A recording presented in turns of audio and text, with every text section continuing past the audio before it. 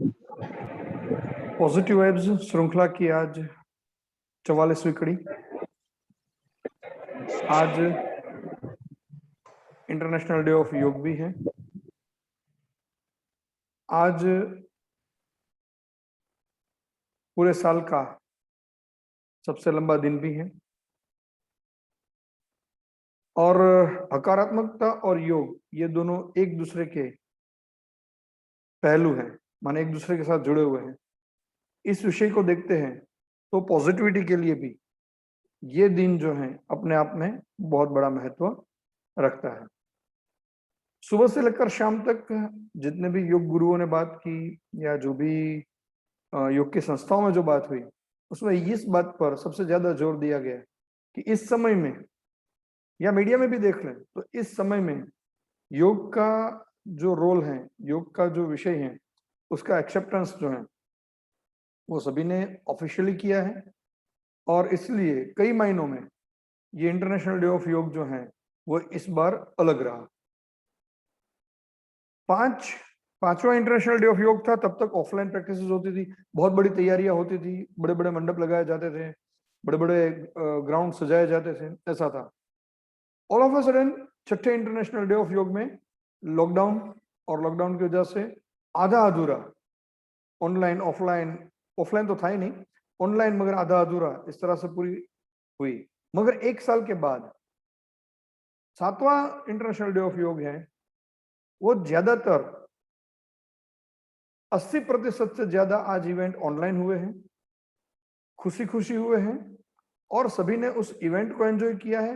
Event को enjoy किया, उससे ज्यादा महत्व का यह है कि योग को अपने जीवन में बनाए रखना, ऐसा प्रत्यक्ष या अप्रत्यक्ष रूप से काफी सारे लोगों ने संकल्प लिया है।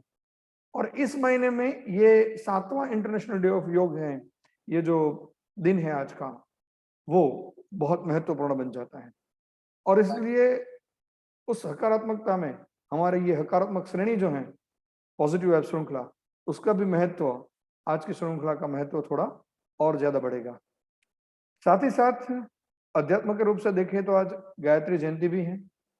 माँ गायत्री जो है उनकी आज जयंती है, तो उनकी आराधना और ऊर्जा का दूसरा नाम माँ गायत्री माना जाता है, तो उनकी भी उपासना भी आज हम करेंगे और पूरे रूप से हम और ज्यादा हकारात्मक होने का और दृढ़ संकल्प होने का प्रयास करेंगे।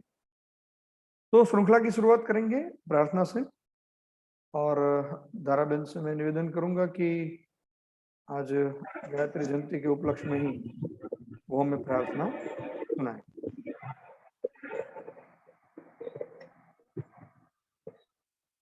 ओम भूर्भुवः स्वः तत्सवितुर्वरेण्यं भर्गो देवस्य धीमहि धियो यो न प्रचोदयात्।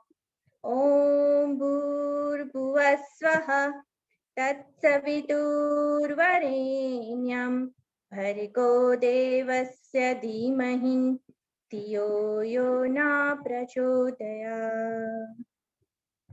अर्थात हमारा पृथ्वी मंडल, गृह मंडल, अंतरिक्ष मंडल तथा सभी आकाश गंगाओं की गतिशीलता से उत्पन्न महान शोर ही ईश्वर की प्रथम पहचान प्रणव अक्षर ओम है। और वह परमात्मा जो अनेक रूप प्रकाश के रूप में प्रकट है, वंदनीय है, उस परमात्मा के प्रकाश का हम ध्यान करें और यह प्रार्थना भी करें कि वह हमारी बुद्धि को सन्मार्ग पर लगाए रखे, ताकि सद्बुद्धि हमारे चंचल मन को नियंत्रण में रख सके और साधक को ब्रह्म की अनुभूति करा सके। बहुत बहुत धन्यवाद। गायत्री मंत्र जो अपने आप में उपासना के लिए बहुत ही सहज है और बहुत ज्यादा ऊर्जा देने वाला है, उसका भावार्थ भी आपने समझाने का प्रयास किया, बहुत बहुत धन्यवाद। आगे चलेंगे श्रृंखला के अगले पायदान में। शारदा बहन हमारे साथ जुड़े हुए हैं। आज इंटरनेशनल डे ऑफ योग के संदर्भ में जो थोड़ी बहुत बात है, योग प्रोटोकॉल के संदर्भ में जो बातें बाकी रह गई थी, वो शायद आज उचित दिन है कि वो उस विषय को आज पूरा करें। शारदा बेन। जी सर। जी, पहले तो सभी को विश्व योग दिन की ढेर सारी शुभकामनाएं और सभी को आध्यात्मिक मार्ग में ज्यादा से ज्यादा उन्नति प्राप्त हो, ऐसी परम कृपालु परमात्मा से हमारी प्रार्थना रहेगी। तो हमने प्रार्थना से शुरू किया था और धीरे धीरे धीरे करते करते आज हम अंतिम पड़ाव पे आ गए हैं और आज हम करने वाले हैं ध्यान के बारे में बातें। तो ध्यान यानी कि हम कोई भी कार्य पूरी लगन से करते हैं तो उसे भी एकाग्रता से करते हैं तो ध्यान कहा जाता है। पूरे कंसंट्रेशन से हम जब कोई कार्य करते हैं तो हमें आसपास में अगल बगल में क्या हो रहा है उसका हमें पता नहीं चलता, तो वो एकाग्रता एक चित्त होते हैं तो उसे ध्यान कहा जाता है। ध्यान यानी कि लगातार चेतना और मन की एक क्रिया है। ध्यान योगाभ्यास का सबसे महत्वपूर्ण घटक है। यह अभ्यासकर्ता को नकारात्मक भावनाओं से दूर रखता है। भय, क्रोध, अवसाद, चिंता दूर करता है और सकारात्मक भावनाओं का विकास करने में सहायक बनता है। मस्तिष्क को शांत और निश्चित रखता है। एकाग्रता स्मृति, विचारों की स्पष्ट और मनोबल को बढ़ाने वाला है। पूरे शरीर और मस्तिष्क को पर्याप्त आराम देते हुए उन्हें तरोताजा करता है। ध्यान आत्मानुभूति की और एक ध्यान है वो आत्मानुभूति की ओर हमें ले जाता है।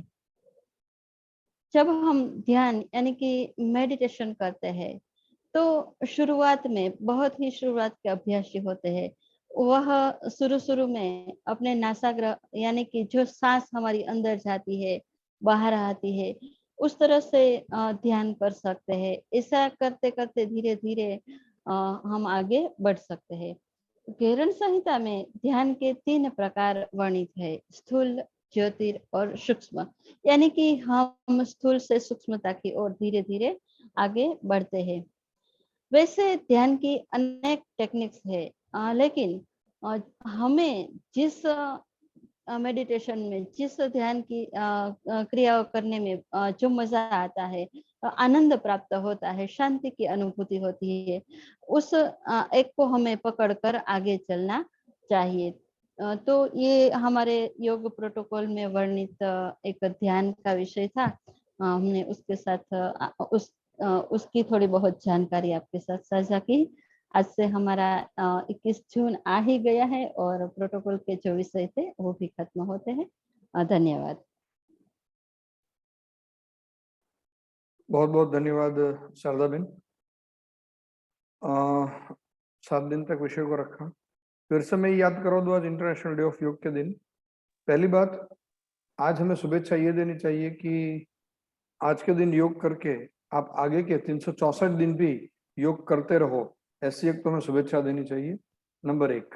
नंबर 2, हमें ये समझना चाहिए कि योग प्रोटोकॉल जो है, पहले दिन हमने जो बात की थी वही बात मैं आज मैं रिपीट कर रहा हूँ कि भारत के 21 गणमान्य संस्थाओं के आचार्यों ने ये 40 या 45 मिनट का योग प्रोटोकॉल बनाया है, जिसमें पातंजलि योगपीठ ले ले या श्री श्री रविशंकर जी का आर्ट ऑफ लिविंग ले ले, केवल्य धाम ले ले, बिहार स्कूल ऑफ योग ले ले, भारत की जो गणमान्य पुरातन और गणमान्य जो 21 संस्थाएं हैं उनके आचार्यों ने ये प्रोटोकॉल बनाया है। और ये प्रोटोकॉल ऐसा है कि जिसका अगर किसी को कुछ योग नहीं आ रहा है तो सिर्फ वो योग प्रोटोकॉल का अगर अभ्यास करता है तो भी वो अपने जीवन को स्वस्थ रख सकता है।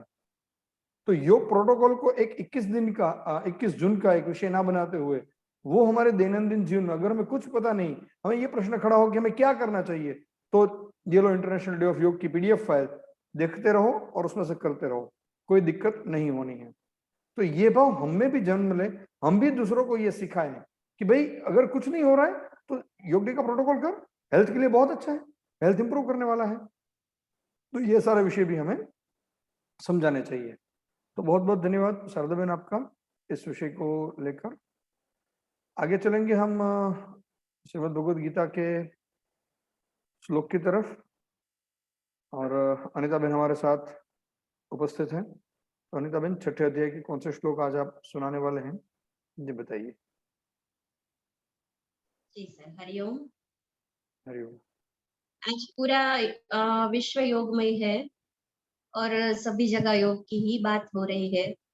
तो हम हमने अपने पवित्र ग्रंथ भगवत गीता को याद करते हैं। भगवत गीता में भी भगवान ने अनुशासन सिखाया है, योग के कुछ नियम सिखाए हैं। तो आज हम जानेंगे कि योग के बारे में भगवान ने आहार, विहार और निद्रा के बारे में क्या बताया है, क्या ज्ञान हमें आप इस अध्याय से देते हैं।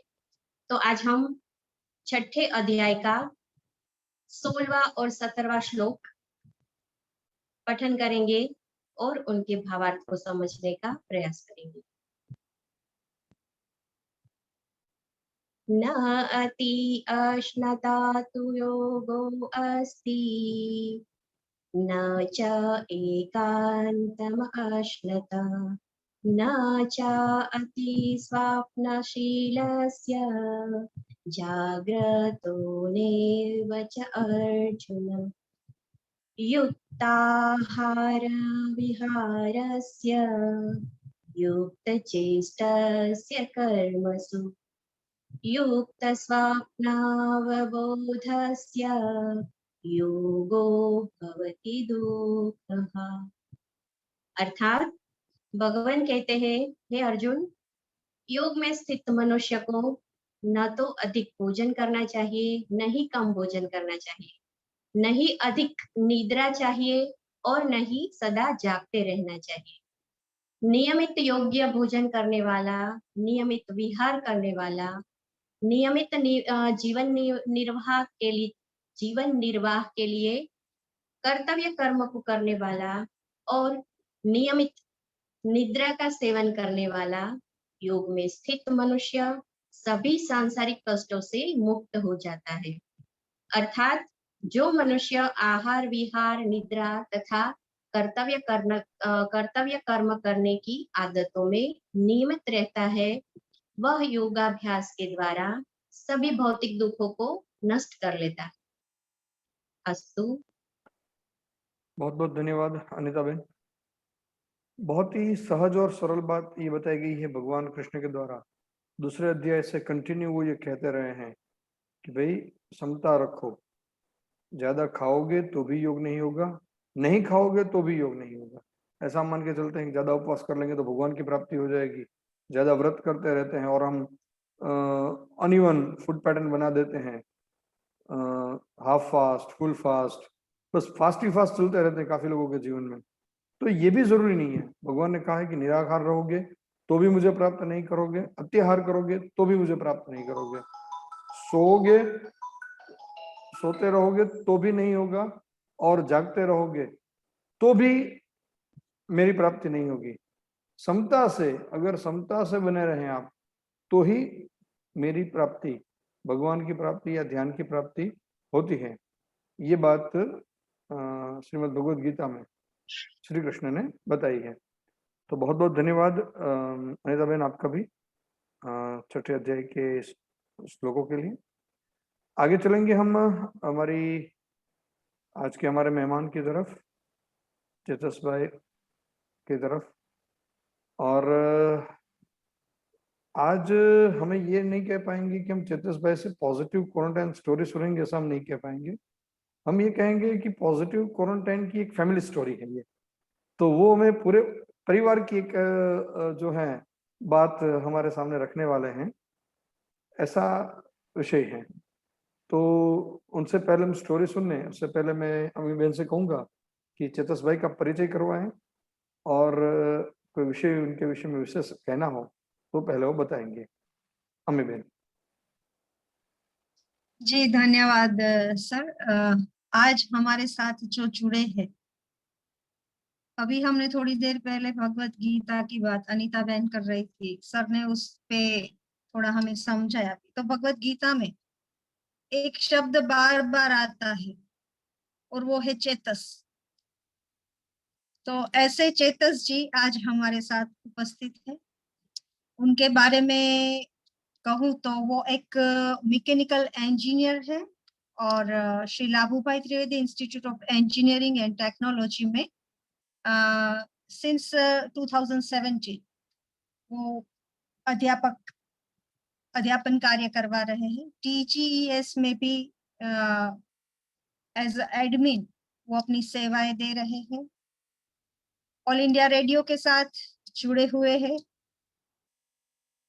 और ड्रामा आर्टिस्ट है, थिएटर के आर्टिस्ट भी मैं कह सकती हूँ, क्योंकि उन्होंने बहुत सारे नाटकों में, एकांकी में, द्विअंकी और जो नाट्य कंपटीशन होती है उनमें उन्होंने बहुत हिस्से लिए हैं और इनाम भी हासिल किए हुए हैं। और भारत रंग महोत्सव के द्वारा जो ऑर्गेनाइज होता है, national school of drama, ministry of culture, New Delhi, उन्होंने उन्हें अपॉइंट किया है as a local assistant coordinator for Gujarat. And बहुत अच्छे एंकर है, वक्ता भी बहुत अच्छे है। तो उन्होंने बहुत सारी बुक फेयर्स है, फिर कुछ स्कूल के फंक्शन है, म्यूजिकल फंक्शंस, कल्चरल फंक्शंस में अपने एंकरिंग का जो जादू है सब श्रोताओं में उन्होंने बांटा है। और वो जब भी मंच संभालते हैं तो मंच पर छा जाते हैं, ऐसा हम कह सकते हैं। बहुत कुछ उनमें एबिलिटी है। मेरे बहुत करीब रह चुके हैं चेतस जी। जैसे मेरा जो छोटा बेटा है, मैं कब हमेशा उनसे मिलती हूँ तो कहती हूँ कि तुम मेरे शिव जैसे दिखते हो, तो वो हमेशा मुझे माते कह के बुलाते हैं। और स्वभाव से एकदम बेफिक्र है। अगर इनको कुछ बुरा लगता है, इनको कुछ जचता नहीं है, तो बेझिझक कह देते हैं मुंह पे कि भाई अम्मी बहन ये कलर कॉम्बिनेशन ठीक नहीं है, पोस्टर थोड़ा अच्छा बनाओ। तो ये जो बात है सही कहने की, वो क्वालिटी भी उनमें है। तो और भी बहुत सारे उन्होंने यूथ फेस्टिवल्स वगैरह होल्ड किए हुए हैं। और सबसे बड़ी बात मैं आपको बताऊं कि अभी जो एक सीरीज, वेब सीरीज या फिल्म कहे, विट्ठल तीड़ी, जो आजकल बहुत चर्चा में है, बहुत सारे जो कम्युनिटी है उनमें भी ये चर्चा का विषय बनी हुई है ये फिल्म। उसमें उन्होंने बहुत अच्छे से पार्टिसिपेट किया है, उनके वे एक्टर है। और टीम युवा सरकार, लास्ट ईयर ये फिल्म रिलीज हुई थी, लॉकडाउन के तुरंत बाद थिएटर में भी युवा सरकार रिलीज हुई थी। तो युवा सरकार में भी उन्होंने जानदार अपना अभिनय दिया था। इस फिल्म ने 100 से भी ज्यादा शोज थिएटर में किए थे जब लॉकडाउन थोड़े समय तक खुला था, तब की बात है। तो ऐसे चेतस जी से मैं विनती करूंगी कि अपने परिवार में उनके सिवा बाकी सब और लोग जो क्वारंटीन हुए थे, कोरोना से ग्रसित हुए थे, तो उनके बारे में हमारे साथ ये बात साझा करें। चेतस जी। बहुत बहुत शुक्रिया। सभी को नमस्कार, वंदन।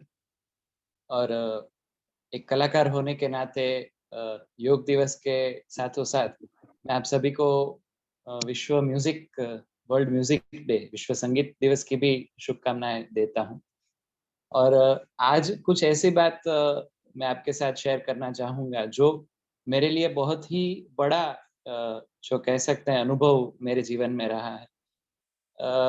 24 अप्रैल को मेरे सभी फैमिली मेंबर्स, मेरे अलावा मेरे सभी फैमिली मेंबर्स पॉजिटिव डिटेक्ट हुए, जिसमें मेरे मदर फादर जो कि 55 के प्लस उनकी एज है, मेरी वाइफ और मेरी नानी, वो सभी कोरोना पॉजिटिव डिटेक्ट हुए। सबसे पहली बात जो मेरे दिमाग में आती है वो है कि इस कंडीशन में आपका इमोशनल बैलेंस सबसे ज्यादा मायने रखता है, क्योंकि हम सभी लोग, पूरा विश्व 1-1.5 साल से एक ऐसे माहौल में जी रहे हैं कि हम सतत भय के बीच जी रहे हैं, भय का माहौल है। और कोविड नाम से हमें ज्यादा डर लगता है। लेकिन अगर उस वक्त पर आप जरा सा स्थित प्रज्ञ जो स्टेट है, अगर उसमें चले जाके आप सोचते हैं कि ओके अब इस कंडीशन में क्या किया जाए, तो सबसे पहले जो आता है वो है फैमिली डॉक्टर का अभिप्राय, जो मेरे हिसाब से बहुत जरूरी है। उसका मुख्य कारण ये रहता है कि आपके फैमिली डॉक्टर को आपके फैमिली के बारे में पता है, आपकी फैमिली हिस्ट्री पता है, आपके मेंबर्स की टेंडेंसीज पता है। तो सबसे पहले आप ये डिसाइड करें कि आपके फैमिली डॉक्टर से आप क्या शेयर करेंगे, क्योंकि एक बहुत ही दुखद बाबत है कि हम डॉक्टर से पहले व्हाट्सएप को कंसिडर करते हैं ऐसे केसेस में, जो अच्छी बात नहीं है। तो फैमिली डॉक्टर को आप उस हिसाब से कंसल्ट करें कि वो जो कहे वो अप्रूव्ड बात रहेगी। कभी कभार ऐसा होता है कि ओके मेरे दोस्त को ऐसा हुआ है तो उसने ये टेस्ट करवाया तो मैं भी यही टेस्ट करवा लूं, वो सही मार्गदर्शन नहीं होता है, क्योंकि आपकी कंडीशन अलग है, आपकी लिविंग पैटर्न अलग है, हो सकता है आपके डिजीज अलग हो। तो इस कंडीशन में सबसे पहले आप फैमिली डॉक्टर से बात करें, बहुत ही कंफर्टेबली आप जो भी बात करें वो सब आप उनको बता दें, आपकी टेंडेंसीज के बारे में, जो भी इन्फेक्टेड पेशेंट है उनकी करंट कंडीशन, और सबसे जरूरी है उनका ऑक्सीजन लेवल, जो कि आप सब जानते ही हैं, ऑक्सीजन लेवल रेगुलरली मेंटेन करना और मेजर करना। तो ये बात हुई सबसे पहले स्टेज की कि आपको कौन से तरीके से इसका कंसल्टेशन शुरू करना है। दूसरी बात आती है मेजोरिटी ऑफ पीपल, हम एक सामाजिक जवाबदारी के भागरूप हम व्हाट्सएप में या फैमिली ग्रुप्स में मैसेज डालना शुरू करते हैं कि वी हैव बीन इन्फेक्टेड या XYZ मेंबर इज इन्फेक्टेड, तो आप ध्यान रखें, आप हमारे संपर्क में आए हैं तो आप प्लीज टेस्ट करवा लीजिए। इसकी जरूरत सिर्फ आप जिन लोगों के संपर्क में आए हैं उनके ऊपर ही सीमित रहनी चाहिए। मेरा यह मानना है कि आप उतने ही लोगों को बताएं जिनके आप क्लोज कांटेक्ट में आए हैं, या फिर जो लोग जेन्युइनली आपको मदद कर सकते हैं या आपको उनकी मदद की आवश्यकता है। क्योंकि अगर आप सपोज व्हाट्सएप में स्टेटस डालते हैं तो कम से कम एवरेज 100 से 150 लोग आपको रिप्लाई करेंगे टेक केयर, उनमें से कम 100 लोग ऐसे होंगे जिनको आपको रिप्लाई करना पड़ेगा, तो वो वक्त आपका आराम में से कट जाएगा। तो जैसे ही अगर आप या कोई फैमिली मेंबर पॉजिटिव होता है, भले ही उनके सिम्टम्स माइनर हो सके तो कम से कम 10 दिन के लिए उनको सोशल मीडिया और मोबाइल से दूर रखें। ये मेरी एक अंगत अनुभूति रही है, क्योंकि बहुत सारी ऐसी न्यूज आती है, ऐसे सजेशंस आते हैं कि आपका मन विचलित हो जाएगा, पेशेंट का मन विचलित हो जाएगा, तो वो एक आप अवॉइड कर सकते हैं। ये मेरा एक सुझाव रहा। उसके अलावा फूड हैबिट्स में खास हमें ध्यान रखना है कि जो भी हम उनको अच्छा लगता है वो सब उनको खिलाए। फूड हैबिट्स में ज्यादातर कोविड में कुछ बंधन नहीं है, लेकिन अगर उनको कोई जैसे कि डायबिटीज है तो आप शुगर कम दे, लेकिन फ्रूट्स में आप मैक्सिमम पेशेंट को सपोर्ट करते हैं, क्योंकि फ्रूट से उनको रिकवरी ज्यादा जल्दी आने की संभावनाएं रहती है। और मुझे यह लगता है कि आप कंटिन्यूअस मील या स्पेसिफिक डिनर की जगह थोड़े थोड़े अंतराल पर थोड़े थोड़े फूड इनटेक रखे थोड़ा सा, तो वो बेहतर रहेगा। क्योंकि आपको आपका बॉडी जो है वो एंटीबॉडीज डेवलप करने में लगा है। पहले 7 दिन जो है वो सबसे क्रूशियल रहते हैं, क्योंकि जो भी फीवर का अप डाउन होता है वो पहले 7 दिन में ही रहता है। 7वें दिन के बाद धीरे धीरे रिकवरी मोड पर पेशेंट स्विच होता है। सीटी स्कैन अगर आपके डॉक्टर बता रहे हैं तो ही करवाएं, वरना ऐसे हालात में लोग बहुत ही जल्दी सीटी स्कैन के लिए चले जाते हैं। उसकी जरूरत अगर होगी तो आपके डॉक्टर आपको बताएंगे, वरना सीटी स्कैन बहुत ही हानिकारक रहता है शरीर के लिए, तो उसको अवॉइड करना चाहिए अगर आपके नॉर्मल सिम्टम्स है। उसके अलावा जो प्रोन पोजीशन है, जो सबको पता है, प्रोन पोजीशन में आप दिन में 3 से 4 बार रेगुलरली 2 घंटे के अंतराल पर सोकर आप ब्रीदिंग इंप्रूव कर सकते हैं, ताकि ऑक्सीजन लेवल आपका मेंटेन रहे।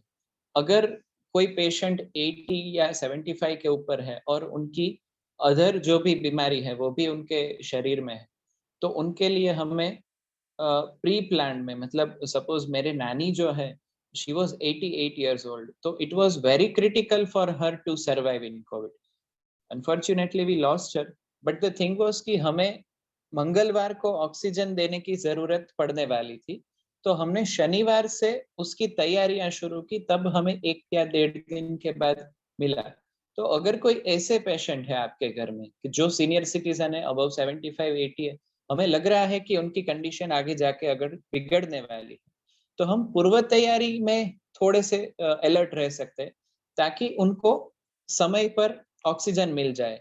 जनरली ये होता है कि हमें आज सुबह पता चलता है कि ओके अब ऑक्सीजन लेवल कम हो रहा है, और फिर शाम तक हम इतने स्कैटर्ड वे में वो ढूंढते हैं सब। अभी तो ईश्वर की कृपा से बहुत ही कम हो रहा है, अभी केसेस कम हो रहे हैं, अच्छी बात है, लेकिन फिर भी हमें प्रोएक्टिव मोड में काम करना बहुत जरूरी है कोविड में। और मोस्ट इम्पोर्टेंट थिंग, अगर वैक्सीनेशन किसी ने नहीं करवाया है तो वो फर्स्ट प्रायोरिटी में कंसीडर करके एटलीस्ट फर्स्ट डोज ले लीजिए, क्योंकि मेरे फादर, मदर और वाइफ तीनों ने फर्स्ट डोज लिया था, जिसकी वजह से कंपैरेटिवली उनको जो डैमेज जो बोलते हैं हमारे शरीर में कुछ ऐसे चेंजेस होते हैं कोविड की वजह से, वो बहुत ही कम हुए। नो डाउट वीकनेस ज्यादातर केसेस में 2 से 3 महीने तक रहती है, लेकिन उसके हम उपाय कर सकते हैं, जैसे आप मूंग दाल का पानी ले सकते हैं, फ्रूट जूस ले सकते हैं, नारियल पानी ले सकते हैं।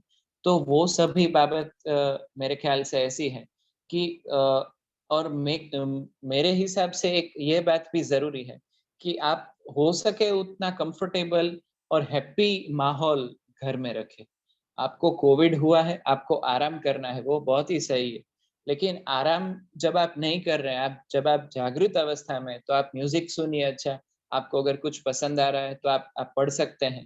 मतलब कि क्वारंटाइन पीरियड में अगर आप डिप्रेसिव फील करेंगे तो वो ज्यादा असर करेगा। तो यह एक बाबत मेरे ख्याल से बहुत ही इम्पोर्टेंट रहती है कि आपका माइंडसेट किस तरह का है। मैंने जब शुरुआत में ही कहा कि आप सोशल मीडिया और मोबाइल से अवॉइड रहे, उसका यही एक रीजन है। आपको कम से कम दिन में 5 कॉल आएंगे कि आपकी तबीयत कैसी है, कुछ जरूरत है तो बताना। तो उस वजह से आपको वो कॉल अटेंड करना पड़ेगा, वही पूरी स्टोरी, कब आप डिटेक्ट हुए, क्या हुआ, वही आप रिपीट करते रहेंगे, तो वही वाइब्स हमारे पूरे माहौल में रहेंगे। तो बेहतर है कि अगर आप 10 दिन के लिए फोन बंद रख दे, कोई इंपॉर्टेंट मैसेज या कम्युनिकेशन है उतना ही करें, तो आपको स्व के अंदर जाने का भी एक मौका मिलेगा। आप कंफर्टेबली दिमाग को पूरी दुनिया से डिटैच करके एक एकाग्र चित्त की ओर जा सकेंगे। तो यह मेरे हिसाब से रिकवरी के लिए बहुत ही अच्छी घटना होगी कि आप खुद में ही देख रहे हैं, निरंतर अपने आप में अंदर जा रहे हैं, तो वो एक बेनिफिट रहता है।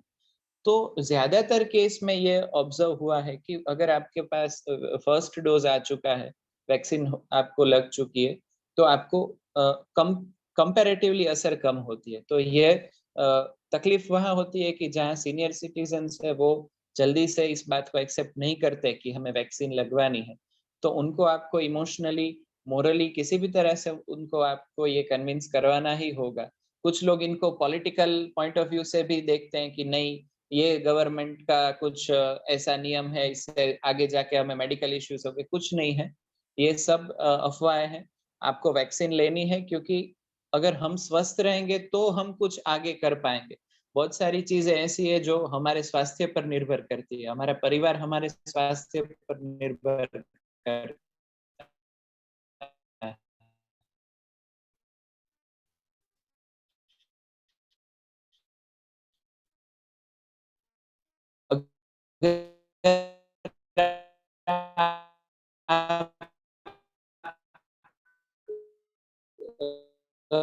हम इसको फॉलो कर रहे हैं, हमारे इम्यून सिस्टम में भी अगर कुछ आ रहा है, ऐसा ऐसा रोग या ऐसा वायरस, तो हम बहुत ही अच्छे से उसके सामने टिक पाएंगे। आज से अगर आप 2 साल पहले की बात करें तो कोई सैनिटाइजर यूज करता था तो लोग ऐसे बोलते थे कि ये इतना क्यों कॉन्शियस है हेल्थ के बारे में, या इतना क्या जर्म्स। पर अभी सभी लोग सैनिटाइजर यूज कर रहे हैं, तो that is the time, need of time. तो ऐसा नहीं है कि आप कुछ अच्छा कर रहे हो, आप हाइजीन के बारे में कॉन्शियस हो, आप हेल्थ के बारे में कॉन्शियस हो, तो आप गलत हो सकता है कि समाज अभी उस सोच तक नहीं पहुंचा है, इसका मतलब ये नहीं है कि हम गलत है। तो हम जो भी अपना हेल्दी रूटीन फॉलो करने के लिए कर सकते हैं, अगर आप frequently बाहर का खाना खाते हैं तो वो आपको कम करना चाहिए। भले ही आप अच्छे एनवायरनमेंट में खाएँ, लेकिन अगर वो घर का खाना नहीं जो आपको कहे वो वैचारिक बाबत हो, चाहे वो एक्शंस की बात हो, किसी भी तरह से आपको वो असर कर सकता है। तो मेरा पूरा 14 दिनों का अनुभव यही रहा। और एक बात यहाँ पर मैं सभी को कहना चाहूँगा कि अगर आपके घर में बेटे हैं, तो उनको आपको अवश्य थोड़ा बहुत बेसिक जो कुकिंग के बारे में जानकारी है, जो रसोई की जानकारी है, वो अवश्य देनी ही चाहिए, क्योंकि किसी भी एज में, किसी भी सिचुएशन में ये बहुत ही ज़रूरी है। हमारे यहाँ पर अभी थोड़ा-सा ट्रेंड बदला है, लेकिन फिर भी जो बच्चा घर के बाहर कभी गया नहीं है, जो हॉस्टल में रहा नहीं है, उसको हम इतना प्रोटेक्टेड माहौल में रखते हैं, चाहे वो लड़की हो या लड़का, हम उनको कुछ काम नहीं करने देते, उनको हम स्ट्रगल नहीं करने देते, हम खुद उसको इतना ओवर प्रोटेक्टिव रखते हैं, पैम्पर्ड रखते हैं, तो उसको हमें कम करना होगा। जो बच्चा मिट्टी में खेला होगा, वो मिट्टी कभी उसने खाई भी होगी बचपन में, तो वो उसकी इम्यूनिटी का ही एक डेवलपमेंट हो रहा है। तो जो भी छोटे बच्चे हैं, उनको भी धीरे-धीरे हमें नेचर से कनेक्ट करना है। तो ये सभी ऐसी ऑब्जर्वेशंस मेरी रहे हैं ड्यूरिंग द क्वारंटाइन पीरियड कि ये कहीं हम एक ऐसी दिशा में जा रहे हैं, हम ऐसे जो कह सकते हैं कि वेस्टर्न की ओर आँख बंद करके जा रहे हैं, वेस्टर्न कल्चर की ओर, कि हमारा बच्चा कभी धूल में नहीं खेलना चाहिए, नहीं उसको खेलने दो। उसको अगर खुदाई आती है तो वो करने दो, मिट्टी को उसको निकालने दो। जितना वो ज़मीन से जुड़ा रहेगा, उतना ही वो नेचर से कनेक्टेड होगा और नेचर ही हमारा ख्याल रखती है। हमें ऐसा लगता है कि हम नेचर को बचा रहे हैं, बट हकीकत में नेचर ही हमें बचा रही। That is the fact.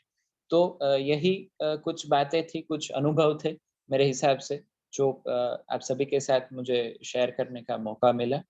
आपकी ओर से कुछ प्रश्न या कुछ बातचीत हो तो आप पूछ सकते हैं। नहीं, बहुत-बहुत धन्यवाद चेतस भाई। बहुत अच्छे से विषय को आपने एक्सप्लेन किया और एक फैमिली नहीं, एक सोसाइटी के लिए भी कुछ अच्छी-अच्छी बातें आपने बताई। बहुत-बहुत धन्यवाद आपका जुड़ने के लिए। आगे हम चलेंगे अमित बहन, एक छोटी-सी संदेश, कोई इंटरनेशनल डे ऑफ योग के लिए कोई छोटा-सा संदेश आप हमें शेयर कर सकते हैं या छोटी-सी स्टोरी।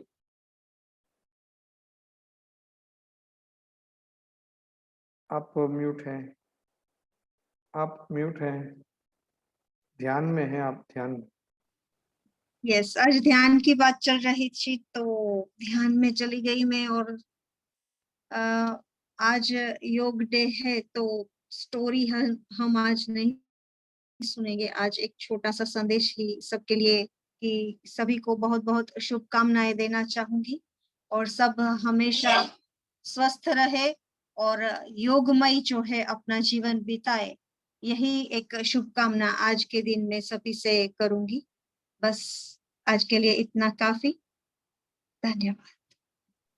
बहुत-बहुत धन्यवाद अमित बहन। बस महर्षि पतंजलि को सब याद रखें और उनके द्वारा बताए गए जो पथ प्रदर्शन किया है योग का, उस पर हम सभी अगले 1 साल तक चलते रहें, ऐसी भावना भी हम रखें।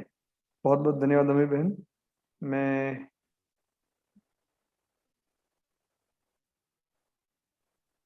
धारा बहन को फिर से आमंत्रित करूंगा कि धारा बहन आए और वो जो है शांति पाठ करें।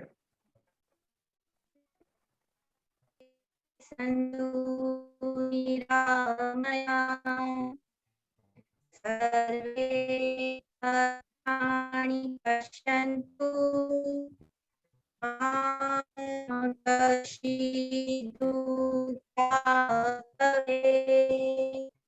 ओम शांति शांति शांति।